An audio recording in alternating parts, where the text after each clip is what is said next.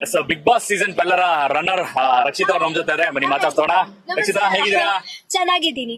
So ಒಂದು ದಾಖಲೆ ಇದೆ ಆಕ್ಚುಲ್ ಆಗಿ ಈ ಸರಿ ಒಂದು ಬಿಗ್ ಬಾಸ್ ಸೀಸನ್ 12 ಒಂದ್ ರೀತಿ ಎಲೆಕ್ಷನ್ ರೇಂಜಿಂಗ್ ನಡೀತಿ ಈ ಸರಿ.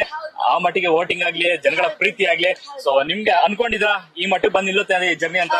ಇಲ್ಲ ಅನ್ಕೊಳ್ಳಿಲ್ಲ ನಾನು. ತುಂಬಾ ಖುಷಿ ಆಯ್ತು. Thank you so much. Sudeep ಅವರು ಅಕ್ಕಪಕ್ಕ ನಿಂತು ಆ ಕ್ಷಣ ಇದೆಲ್ಲ ಹೇಗಿತ್ತು ಆ ಕ್ಷಣ? ಆ ಕ್ಷಣ ಅಲ್ಲಿ ನಿಂತುವಾಗನೇ ಗೊತ್ತಾಗುತ್ತೆ ಎಂತ ಇತ್ತು ಅಂತ. ಇಟ್ ವಾಸ್ ಚೆನ್ನಾಗಿ ಎಕ್ಸ್ಪೀರಿಯನ್ಸ್ ಅಷ್ಟೇ. ಗಿಲ್ಲಿ ಅವ್ರಿಗೆ ಗೆದ್ದಿದ್ದು ಎಷ್ಟು ಖುಷಿ ಕೊಡ್ತು? ತುಂಬಾ ಖುಷಿ ಆಯ್ತು. ತುಂಬಾ ಖುಷಿ ಆಯ್ತು. ಗಿಲ್ಲಿ ಅಂತಾರೆ ಯಾಕಂದ್ರೆ ಮನೇಲೂ ಕೂಡ ಅವ್ರ ಕಂಡ್ರೆ ಎಲ್ಲೂ ಬಿಟ್ಕೊಡ್ತಾ ಇರಲಿಲ್ಲ, ನೀವು ಅಷ್ಟೊಂದು ಪ್ರೀತಿ ಮಾಡ್ತಾ ಇದ್ರಿ ಅವ್ರನ್ನ.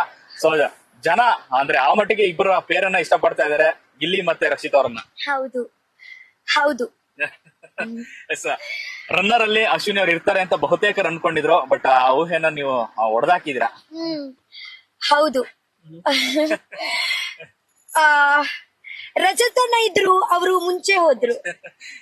ಕನ್ನಡ ಜನತೆಗೆ ಏನ್ ಹೇಳಕ್ ಇಷ್ಟಪಡ್ತೀರಾ? ಯಾಕಂದ್ರೆ ಈ ಮಟ್ಟಿಗೆ ಪ್ರೀತಿ ಕರ್ನಾಟಕ ಕೊಟ್ಟಿದ್ದೀರಾ. ಜನರಿಗೆ ಹೇಳಲಿಕ್ಕೆ ಇಷ್ಟಪಡ್ತೀನಿ, ಥ್ಯಾಂಕ್ ಯು ಸೋ ಮಚ್. ನನ್ಗೆ ಎಲ್ಲೂ ಬಿಟ್ಕೊಟ್ಲಿಲ್ಲ. ಇಲ್ಲಿ ತನಕ ಕರ್ಕೊಂಡ್ ಬಂದಿದ್ದೀರಾ, thank you so much. First elimination ಹಿಂದೆ ಆಗುತ್ತೆ, ಬಟ್ 7 ಡೇ ಆದ್ಮೇಲೆ ಬರ್ತೀರಾ. ಬಟ್ ಈ ದೊಡ್ಡ ಜರ್ನಿ ಇದೆಯಲ್ಲ, ಒಂದೇ ದಿನದಲ್ಲಿ ಹೋಗಿ ವಾಪಸ್ ಹೋಗಿ ರನ್ನರ್ ಆಗುವಂತ 7 ಡೇಸ್ ನನ್ಗೆನೆ ಗೊತ್ತುಂಟು. ಆ 7 ಡೇಸ್ ಹೆಂಗ ಇತ್ತು ಅಂತ. ಫುಲ್ ರೂಮ್ ಪ್ಯಾಕ್, ಎಂತ ಇಲ್ಲ, ಯಾರ ಜೊತೆಗೆ ಮಾತುಕತೆ ಇಲ್ಲ. 7 ದಿವಸ ನನ್ಗೆ ಗೊತ್ತಿರ್ಲಿಲ್ಲ ನಾನು ಬಿಗ್ ಬಾಸ್ ಮನೆಗೆ ಹೋಗ್ತೀನಾ ಎಲ್ಲಿ ಹೋಗ್ತೀನೋ ಗೊತ್ತಿರ್ಲಿಲ್ಲ. ಆ 7 ಡೇಸ್ ಮತ್ತೆ ಸೀಕ್ರೆಟ್ ರೂಮ್ ಅಲ್ಲಿ 7 ಡೇಸ್ ಒಬ್ಬ ದೇವರೇ. ಅದೇ ಅಷ್ಟೇ. ಸುದೀಪ್ ಸರ್ ಏನ್ ಹೇಳಿದ್ರು? ಅವರು ಸುದೀಪ್ ಸರ್ ಹೇಳಿದ್ರು, ಅವರಿಗೆ ಖುಷಿ ಆಯ್ತು ನಾನು ಇಲ್ಲಿ ತನಕ ಬಂದಿದ್ದೀನಿ ಅಲ್ವಾ.